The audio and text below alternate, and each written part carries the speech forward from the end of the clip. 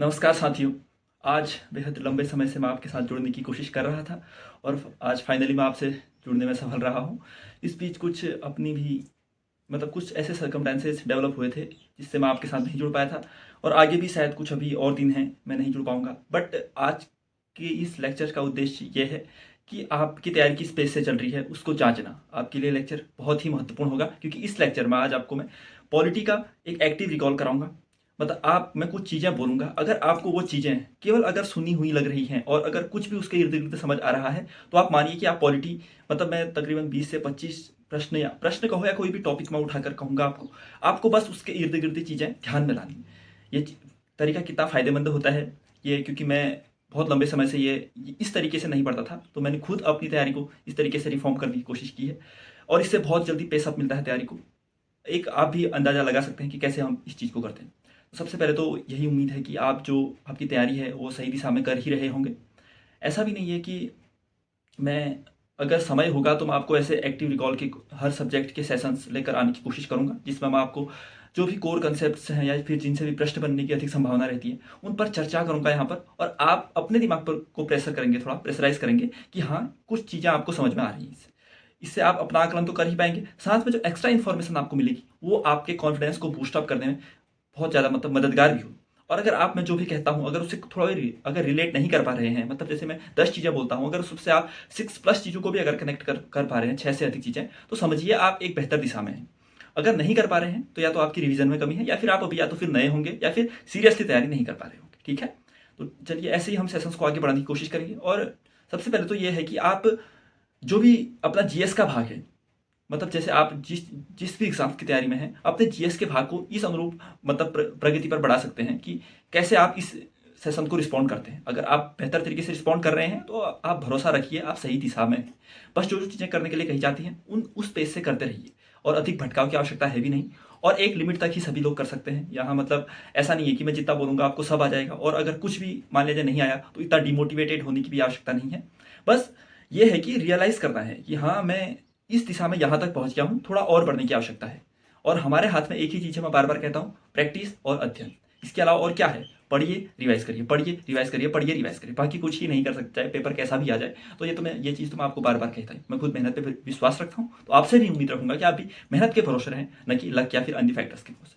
वो सभी बाद में ऐड ऑन खुद ही हो जाएँगे जब आप उस स्तर तक तैयारी कर लेंगे, ठीक है? तो चलिए, सबसे पहले मैं पॉलिटी के ही कुछ कंसेप्ट नहीं, यहाँ पे क्वेश्चन होंगे आपके लिए, वो आप उनसे संबंधित चीज़ें रिकॉल करने की कोशिश कीजिए। मैं स्टार्ट से लेकर अंत तक के 20 से 25 प्रश्न पूछूंगा मात्र, उससे आप अपना आकलन कर लीजिए। तो देखिए, और वही अगर लेक्चर अगर आपको सही लगे तो थोड़ा इसे लाइक भी करिए, एप्रिशिएट भी करिए और अगर ऐसे सेशंस आपको और चाहिए तो उसके लिए भी आप मुझे कमेंट कर सकते हैं। तो देखिए, सबसे पहले मैं पॉलिटी में जो बहुत सारे एक्ट आते हैं, हमें रिफॉर्म्स देखते हैं हम। जब 1857 जब सबसे पहले हमारा 1773 में रेगुलेटिंग एक्ट आता है, ठीक है? उसके बाद से लेकर 1947 तक का जो इंडिया इंडिपेंडेंस एक्ट है, भारतीय स्वतंत्रता अधिनियम है, तब तक का एक हमारा प्रोविजन है। मैं आपको इनसे ही संबंधित कुछ कुछ चीज़ें पूछता हूँ, ठीक है? अगर आपको याद आ रही हैं इतना ही जांचिएगा आप। तो एक जो सत्येंद्र प्रसाद सिन्हा जी हैं, सत्येंद्र प्रसाद सिन्हा जी वो विधि सदस्य के रूप में जो वायसराय की कार्यकारिणी परिषद थी उसमें जुड़े थे। कौन? सत्येंद्र प्रसाद सिन्हा वायसराय की जो कार्यकारिणी परिषद थी उसमें विधि सदस्य के तौर पर जुड़े थे। आपको मुझे बताना है वो किस एक्ट के तहत जुड़े थे, ठीक है? कुछ भी ध्यान आ रहा है? एक्ट आप समझ रहे हैं मैं क्या बात कर रहा हूँ? जैसे 909 1909 के मार्लियामेंटो सुधार से जुड़े थे या फिर 1919 के मोंटेग्यू चेम्सफोर्ड से जुड़े थे या 1935 से जुड़े थे, ये कहने की मैं कोशिश कर रहा हूँ, ठीक है? अगर आपको ध्यान आया तो ठीक है। चलिए, ये 1909 के एक्ट से सत्येंद्र प्रसाद सिन्हा जी जुड़े थे। और आप मुझे ये बताइए, एक अखिल भारतीय संघ बनाने की एक परिकल्पना की गई थी, किस एक्ट में की गई थी वो? अखिल भारतीय संघ बनाएंगे जिसमें रियासतें भी होंगी और जो प्रांतीय शासन है वो भी जुड़ेगा, ये सभी बातें की गई थी। तो ये हुई थी 1935 के एक्ट से। मेरा ध्यान उद्देश्य यहाँ पर केवल इतना है कि आपको चीज़ें याद आ रही हैं या नहीं, आपके कॉन्फिडेंस को बूस्ट अप करना इस लेक्चर का उद्देश्य। अगर ध्यान आ रही, क्योंकि ऑप्शन देखे तो हम अगर बिना ऑप्शन के आप याद कर पाए, वहाँ 100% आप परफॉर्म करके आने वाले। बिना ऑप्शन के याद करने की कोशिश कीजिएगा, ठीक है? चलिए, अब मुझे ये बताइए, जो प्रांतों में जो द्वैध शासन हम कहते हैं, प्रांतों में द्वैध शासन, ये जो भी क्वेश्चन कह रहा हूँ बहुत ही मस्ट वाले क्वेश्चन है कि ये तो आपको आना ही चाहिए। प्रांतों में द्वैध शासन की शुरुआत कब हुई? इन्हीं एक्ट से कहता हूँ। तो मैंने आपको बताया है जो प्रांतों में द्वैध शासन है वो 1919 के भारत शासन अधिनियम से हुई थी, जबकि केंद्र में द्वैध शासन वो 1935 के अक्टूबर से हुआ था। द्वैध शासन का अर्थ क्या समझते हैं आप? जब हम विषय जो प्रांतीय विषय होंगे उनको दो भागों में बांटते थे, यानी कुछ पर तो गवर्नर जो जनरल है गवर्नर वो बनाएगा कानून, जबकि कुछ पर वो बिना उसकी सलाह के अपने मन से कानून बनाएगा। तो जब प्रांतीय विषयों को दो भागों में बांट दिया गया था तो उसे कहते हैं प्रांतों में द्वैध शासन, और ये 1919 के एक्ट से आया था। और केंद्र में द्वैध शासन कहे तो वो 1935 के एक्ट से आया था। चलिए इतना ही रखते हैं इसे। अब मैं आपको संघ और उसका राज्य क्षेत्र जो संविधान का पहला भाग है, आर्टिकल 1 से लेकर 4, उससे संबंधित चीजें कुछ पूछता हूं। आप मुझे ये बताइए, अगर हमें किसी राज्य को जो अभी तक भारत का हिस्सा नहीं है, मतलब कोई ऐसा हिस्सा कहीं का भी जो अभी तक भारत में शामिल नहीं है, भारत का हिस्सा नहीं है वो, अगर हम उसे भारत में शामिल करना चाहते हैं और उसे भारत का राज्य बनाना चाहते हैं तो ये किस आर्टिकल के तहत करेंगे हम? बताइए। बहुत अच्छे से समझाया है मैंने, तो सुनिए। एक है आर्टिकल 2 और एक है आर्टिकल 3। अगर हमें कोई ऐसा भाग जो अभी तक भारत का हिस्सा नहीं है उसे भारत में लेकर आना है, उसे यहां पर राज्य वगैरह बनाना है, तो वो होगा आर्टिकल 2 के तहत। लेकिन अगर जो अभी भारत के हिस्से हैं इन्हीं में से कुछ जोड़ तोड़ करके नया राज्य बनाना है, सीमाएं घटानी बढ़ानी है, ये सब करना है, तो ये होगा आर्टिकल 3 के तहत। जैसे अगर हम कल के दिन ऐसा है, मतलब मैं एक उदाहरण के तौर पर आपको कहता हूं, अगर नेपाल के किसी हिस्से को हम भारत में लाना चाहें तो क्या वो अभी भारत का हिस्सा है? नहीं। तो अगर उसे भारत में लाएंगे तो वो आर्टिकल 2 के तहत। और अगर हम उत्तर प्रदेश में से अगर कोई नया राज्य बनाना चाहेंगे तो उत्तर प्रदेश भारत में है, हाँ, उसमें से नया राज्य बनाएंगे तो वो होगा आर्टिकल 3 के तहत। क्लियर हो गया? चलिए आगे बढ़ते हैं। अगला आर्टिकल है नागरिकता से। आप मुझे बताइए, जो हमारा संविधान जो एकल नागरिकता प्रोवाइड कराता है, इसका तात्पर्य क्या हुआ कि अगर हमारे पास केवल एक देश की नागरिकता होगी, यानी हम एक साथ दो देशों की नागरिकता नहीं ले सकते, और उसी प्रकार हमारे देश में राज्यों की अलग नागरिकता नहीं है, केवल भारत की नागरिकता है। तो ये बताइए, एकल नागरिकता का प्रावधान है जो वो किस देश से लिया गया है? एकल नागरिकता, कुछ भी ध्यान आ रहा थोड़ा बहुत? कौन सा टॉपिक है ये जो हम कहते हैं संविधान विविध स्रोतों से विहित है, कुछ प्रोविजन आयरलैंड से, कुछ यूएसए से, कुछ अमेरिका, कुछ रशिया से, ये सब लिए गए हैं, उसी का ये एक भाग है। अगर नहीं कर पा रहे रिवाइज तो उस टॉपिक को जाकर देखना है आपको। तो हमने एकल नागरिकता का प्रोविजन लिया है ब्रिटेन से, कर लिया। चलिए एक और क्वेश्चन इसी से पूछता हूं मैं आपको। जो हमने सामाजिक आर्थिक और राजनीतिक न्याय की अवधारणा ली है, प्रस्तावना में हम पढ़ते हैं ना सामाजिक आर्थिक और राजनीतिक न्याय, तो ये किस देश से लिया गया है? सोचिए। बहुत ही सरल है, रूस से लिया है हमने, ठीक है। चलिए, और एक अब कुछ कठिन भी पूछना पड़ेगा, तभी आप रिवाइज भी करेंगे। अब आप बताइए मुझे, जो हमने अवशिष्ट शक्तियां ली हैं, हमें पता है ना अवशिष्ट शक्तियां हैं वो कहाँ केंद्र में निहित है, यानी अगर कोई भी अवशिष्ट शक्ति होगी उस पर कानून बनाने का अधिकार केंद्र को है। तो ये प्रावधान हमने किस देश से लिया है? अवशिष्ट शक्तियों का केंद्र में निहित होना, यह किस संविधान से, मतलब किस देश के संविधान से लिया है? तो यह है कनाडा से, ठीक है। चलिए इसको भी समाप्त करते हैं। अब हम बढ़ते हैं आगे को मूल अधिकारों की ओर, फंडामेंटल राइट्स की ओर बढ़ते हैं, ठीक है। चलिए फंडामेंटल राइट्स में मैं कुछ ही पूछूंगा, ठीक है।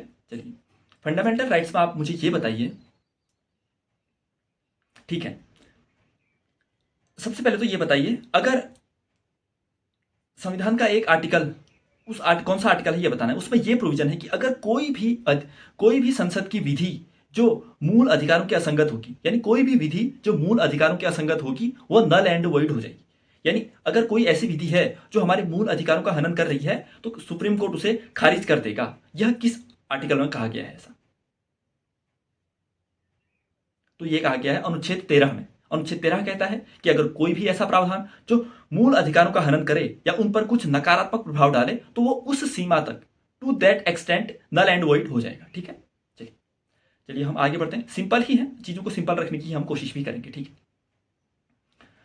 अगला प्रावधान, अगला आप मुझे ये बताइए, ठीक है, अगर जो एक आर्टिकल ऐसा है संविधान में जो एब्सोल्यूट है, मतलब एब्सोल्यूट का तात्पर्य कि वो केंद्र के खिलाफ भी है और नागरिक है जो उनके खिलाफ भी है, अगर नागरिक भी उसका हनन करते हैं तो नागरिकों पर भी, मतलब जैसे कि निजी लोगों पर भी उसका प्रभाव, मतलब उनको दंडित किया जा सकता है। मतलब एक आर्टिकल ऐसा है जो एब्सोल्यूट है, उस पर कोई किंतु परंतु नहीं है, ऐसा एक आर्टिकल आता है हमारे संविधान में। कौन सा है? मूल अधिकारों में। तो वह है आर्टिकल 17 जो अस्पृश्यता का उन्मूलन है, एबोलिशन ऑफ अनटचेबिलिटी का जो प्रावधान है, वो कहता है कि यह एक एब्सोल्यूट राइट है। यानी अगर मेरे पास, अगर मुझे कोई ऐसे आधार पर अगर कोई गलत कहता है कुछ, तो ये एब्सोल्यूट राइट है, मैं उसके खिलाफ भी कह सकता हूँ, न केवल राज्य के खिलाफ बल्कि उस व्यक्ति के खिलाफ भी मैं कार्रवाई कर सकता हूँ। इसे कहते हैं एब्सोल्यूट राइट का होना। और संविधान में आर्टिकल 17 है जो अस्पृश्यता का उन्मूलन, वो एक एब्सोल्यूट राइट है। ठीक है, चलिए आगे बढ़ते हैं हम। अब मुझे आप बताइए, जो निजता का अधिकार है, राइट टू प्राइवेसी, बहुत ही फेमस क्वेश्चन है, यूपीएससी से लेकर एसएससी, यहाँ सभी एग्जाम में पूछा जा चुका होगा मेरे ख्याल से। तो आप बताइए मुझे, जो निजता का अधिकार है, राइट टू प्राइवेसी, वो किस के अंदर, कौन से अनुच्छेद के अंतर्गत आता है, कौन से आर्टिकल के तहत आता है राइट टू प्राइवेसी? तो सबको पता होगा मेरे ख्याल से, जो भी तैयारी में होंगे। तो निजता का अधिकार है अनुच्छेद 21 के तहत, जो जीवन का अधिकार है ना अनुच्छेद 21 में, उसके तहत आता है निजता का अधिकार। और कब शामिल किया? सुप्रीम कोर्ट ने 2017 में, जो के.एस. पुट्टास्वामी का वाद हुआ था, KS. Puttaswamy versus union of India का जो वाद हुआ था, उसमें निजता के अधिकार को जीवन के अधिकार में शामिल किया था अनुच्छेद 21 के तहत। इसी का एक और आर्टिकल आपको मैं बता देता हूं, एक अनुच्छेद की, हम अपने पसंद के व्यक्ति से विवाह कर सकते हैं, यानी अपने पसंद के व्यक्ति से विवाह करने का अधिकार, यह किस अनुच्छेद के अंतर्गत आता है? ये भी महत्वपूर्ण है। ठीक है, तो ये भी आता है अनुच्छेद 21 के तहत, यानी हमारा ये अधिकार है कि हम अपने पसंद के व्यक्ति से विवाह कर सकते हैं। बाकी सोसाइटी में क्या है वो बात नहीं मैं कह रहा कॉन्स्टिट्यूशन में क्या हमें प्रावधान क्या वर्णित है उनकी बात मैं कर रहा हूं। ठीक है, चलिए आगे बढ़ते हैं। चलिए सीधे महत्वपूर्ण भाग पर आते हैं। आपने आर्टिकल 32 देखा है। आर्टिकल 32 क्या कहता है? संवैधानिक उपचारों का अधिकार है, जिसमें सुप्रीम कोर्ट क्या रिट जारी कर सकता है। अब मुझे आप बताइए वो कौन कौन सी रिट जारी कर सकता है? 5 रिट जारी कर सकता है। यहीं पर रिकॉल करिए कौन कौन सी रिट वो जारी कर सकता है। अगर मैं तेज हूं तो आप वीडियो को पॉज करते हुए आगे बढ़ सकते हैं, ठीक है, बट छोड़ना मत, ये बहुत ही महत्वपूर्ण होगा आपके कॉन्फिडेंस को बूस्टअप करने के लिए। तो 5 रिटों के नाम बताइए मुझे, कर पाए याद? बंदी प्रत्यक्षीकरण, परमादेश, प्रतिषेध, उत्प्रेषण और अधिकार परीक्षा। कर लिए 5 के 5 याद है? कुछ कुछ इसकी बातें भी बताऊं मैं। बंदी प्रत्यक्षीकरण यानी सिंपली बंदी को प्रत्यक्ष, मतलब अगर किसी ने गलत तरीके से किसी को बंदी बना लिया है तो उसको हमारे सामने प्रस्तुत करो, ये कहता है। परमादेश वही सुप्रीम कोर्ट आदेश देते हैं, हम आदेश देते हैं, कहता है। प्रतिषेध, अगर कोई सुप्रीम कोर्ट अगर कोई न्यायालय, अधीनस्थ न्यायालय जो भी है, अपने दायरे से बाहर जाकर काम करते हैं तो सुप्रीम कोर्ट कहेगा नहीं, आप अपने दायरे में सीमित रहिए। फिर आता है उत्प्रेषण, अगर किसी अधीनस्थ न्यायालय ने अपने दायरे से बाहर जाकर कोई निर्णय कर भी लिया है, प्रतिषेध तो कहता है मत करिए, और उत्प्रेषण में कहता है अगर कोई निर्णय दे भी दिया है तो सुप्रीम कोर्ट उसको खारिज कर देगा। और अधिकार परीक्षा क्या?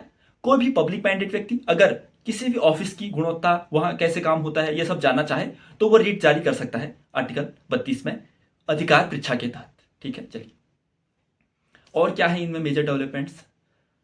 और ठीक है, ऐसा ठीक है, मेरे ख्याल से इतने हो गए हम मूल अधिकार। अब हम आते हैं डीपीएसपी पे। सबसे पहले आप मुझे बताइए कहां से लिए गए हैं, कहां से लिए गए हैं डीपीएसपी? तो ये लिए गए हैं आयरलैंड के संविधान से। ठीक है, भाग 4 में है ये, 36 से लेकर 51 तक। आप मुझे एक प्रावधान बताइए, आर्टिकल बताना है उसका। डीपीएससी में एक आर्टिकल कहता है कि राज्य के नीति निर्देशक तत्वों का उद्देश्य एक लोक कल्याणकारी राज्य की स्थापना करना है। एक लोक कल्याणकारी राज्य की स्थापना करना है डीपीएसपी का उद्देश्य। यह किस आर्टिकल में वर्णित है? डीपीएसपी के कौन से अनुच्छेद में है? तो ध्यान से सुनिए, अनुच्छेद 38 है। अनुच्छेद 38 है जो वो कहता है कि यह डीपीएसपी का उद्देश्य है जो एक लोक कल्याणकारी राज्य की स्थापना करना है। ठीक है, चलिए और मेरे ख्याल से हाँ, ग्राम पंचायतों का गठन करिए याद। सरल सरल पूछता हूँ, ग्राम पंचायतों का गठन आर्टिकल 40। और समान नागरिक संहिता सबको पता है, बहुत ही रिपीटेड क्वेश्चन, अनुच्छेद 44। ठीक है, अब 2 और महत्वपूर्ण बताता हूं। एक है कार्यपालिका का न्यायपालिका से पृथककरण। यह किस डीपीएसपी में लिखित है? कार्यपालिका का न्यायपालिका से पृथककरण, तो यह है हमारा अनुच्छेद 50 में। ठीक है, यह भी कह सकता है कि कार्यपालिका का न्यायपालिका से पृथककरण किस भाग में है, वो फिर ऑप्शन दे देगा, मूल अधिकार, मूल कर्तव्य, प्रस्तावना या फिर डीपीएसपी। तो अगर आपको आर्टिकल याद है तो 50 आर्टिकल याद है तो 50 कहाँ है? डीपीएसपी में है, कर पाएंगे ये भी। ठीक है, चलिए और हाँ, 51वां भी मैं आपको याद कराने वाला था, अब मैंने कह ही दिया 91। तो 91 में है, अगर अंतर्राष्ट्रीय शांति, सुख, समृद्धि, इस सब की चर्चा की गई है आर्टिकल 51 कि अंतर्राष्ट्रीय शांति को बनाए रखेंगे, पीस को बढ़ावा देंगे, ये सब चीजें अनुच्छेद 51 में बताई गई हैं डीपीएसपी में। ठीक है, चलिए अब हम कर्तव्य में आते हैं। ठीक है, चलिए सबसे पहले मुझे बताइए, संविधान में मूलतः जब संविधान लागू हुआ तो हमें कितने मूल कर्तव्यों का उल्लेख किया गया था? बताइए, जब संविधान लागू हुआ तो कितने मूल कर्तव्यों का जिक्र किया गया था? फंसना मत इस क्वेश्चन में। हो गया। अरे भाई, जब संविधान लागू हुआ तो मूल कर्तव्य थे ही नहीं तब। मूल कर्तव्य मूल संविधान में नहीं थे, उन्हें हम 42वें संविधान संशोधन 1976 के तहत लाए। ठीक है, ये ऐसे मत फंसना। जब आप बट आप अगर आपको आपकी कंसेप्ट क्लियर है, आपने फैक्ट सब याद कर रखे हैं, तो फिर क्यों ही फंसोगे। तो अब बताइए कि 1976 में हम जो मूल कर्तव्य लाए, तो कितने मूल कर्तव्य लाए गए थे और कौन सी समिति की सिफारिश पर आए थे। अगर ये सेशन बेहतर लगे, मतलब ऐसे याद करना, तो जरूर आप लाइक करना। ठीक है, चलिए। तो हम पता है हमें 10 आए थे और स्वर्ण सिंह समिति की सिफारिश पर आए थे। लेकिन अभी कितने मूल कर्तव्य हैं हमारे। अभी 11 मूल कर्तव्य हैं। एक नया कब जुड़ा, 10 तो जुड़े 76 में, और एक जुड़ा 11वां 2002 में 86वें संविधान संशोधन से। वो 6 से 14 वर्ष की आयु तक के बच्चों को शिक्षा दिलाने का जो अभिभावकों का कर्तव्य है, उसके बारे में बताया गया था। ठीक है, चलिए। अब हम संघ सरकार की ओर बढ़ते हैं। राष्ट्रपति आएंगे सबसे पहले। अब आपको रैंडमली, मैंने आपको ट्रिक से भी बताया है अपनी पीआई की सीरीज में, कि राष्ट्रपति के सारे आर्टिकल महत्वपूर्ण है, 52 से लेकर 61 तक। तो आप, मैं रैंडमली पूछूंगा ये किस आर्टिकल में, आपको मुझे बताना है कौन से आर्टिकल। तो राष्ट्रपति की जो शपथ है, वो कौन से आर्टिकल में है। अगर आपने नहीं किया है ये, तो जरूर से ये राष्ट्रपति के आर्टिकल मत छोड़ना। ठीक है, तो राष्ट्रपति की शपथ का उल्लेख कौन से अनुच्छेद में, अनुच्छेद 60 में है। अनुच्छेद 60 में शपथ है। और राष्ट्रपति का पद, ये तो आर्टिकल 52 में है, लेकिन राष्ट्रपति कार्यपालिका का प्रमुख होगा, यह किस आर्टिकल में है। तो आर्टिकल 52 कहता है कि राष्ट्रपति के पद की बात करता है, जबकि आर्टिकल 53 कहता है कि राष्ट्रपति कार्यपालिका के पद का प्रमुख होगा। कार्यपालिका का प्रमुख होगा, ये आर्टिकल 53 में कहा गया है। ठीक है, चलिए। बाकी महाभियोग है 61 में, आपको याद ही है। और क्षमादान की शक्ति 72 में है, सबको पता है। अब हम बढ़ते हैं राष्ट्रपति में, और क्या महत्वपूर्ण बातें हैं। हाँ, ठीक है। अगर मैं कहूं, ये बताइए मुझे कि जो संसद का सदन होता है, संसद में कितने सदन हैं, 2 सदन, एक लोकसभा और एक राज्यसभा। किसी भी सदन की मैं बात करता हूं, मैं लोकसभा की बात करता हूं। यहां पर लोकसभा में अगर कोई सत्र चल रहा है, तो लोकसभा में अगर कोई सत्र चल रहा है, तो उस सत्र का सत्रावसान कौन करेगा। ध्यान से सुनिए, थोड़ा डीप क्वेश्चन है, आप पता नहीं आंसर कर पाएंगे, बट ध्यान से सुनिए। एक होता है संसद के सत्र का सत्रावसान, एक होता है संसद के सत्र का स्थगन, और एक होता है संसद के सत्र का अनिश्चित काल के लिए स्थगन, और एक होता है संसद के सत्र का विघटन। ध्यान में रहा, स्थगन, अनिश्चित काल के लिए स्थगन, सत्रावसान और विघटन। आप मुझे बताइए, इन चारों में से राष्ट्रपति क्या क्या कर सकता है। इन चारों में से राष्ट्रपति क्या करता है, मैंने क्या क्या क्या बताया। संसद के सत्र का मतलब सदन, जो भी सदन है उसका सत्रावसान, उसका स्थगन, उसका अनिश्चित काल के लिए स्थगन, और उसका विघटन। इन चारों में से राष्ट्रपति क्या कर सकता है। बहुत ही अच्छा क्वेश्चन है, ध्यान से सुनिए। एक होता है राष्ट्रपति, और एक है जो सदन है उसका अध्यक्ष होगा, जैसे लोकसभा का एक लोकसभा अध्यक्ष होगा। तो सदन को अगर स्थगित करना हो, तो स्थगित करेगा अध्यक्ष, जो भी अध्यक्ष है उस सदन का, वो उसको स्थगित करेगा। और अनिश्चित काल के लिए स्थगन, ये भी उस सदन का अध्यक्ष ही करेगा।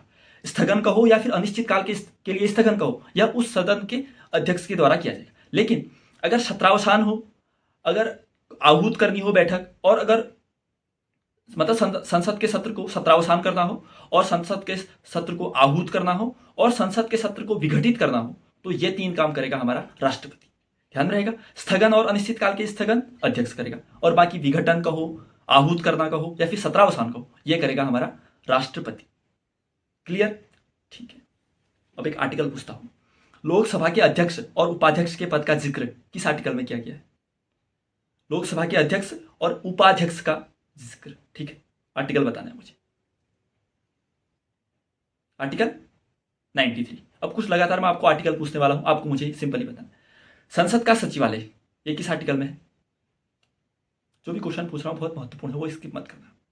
तो संसद का सेक्रेटरीट है, आर्टिकल 98 में, 98 में है। ठीक है, अगर अभी तक नहीं किया था तो ये कर लीजिए। और अब मुझे बताइए, जो संसद में कोरम की हम बात करते हैं, सदन में एक कोरम होता है। कोरम का तात्पर्य की एक न्यूनतम संख्या जिसमें बैठक के लिए इतने लोग तो हों, ये बात। तो सदन में जो कोरम है उसका जिक्र किस आर्टिकल में है, और कोरम होता कितना है ये बताइए मुझे।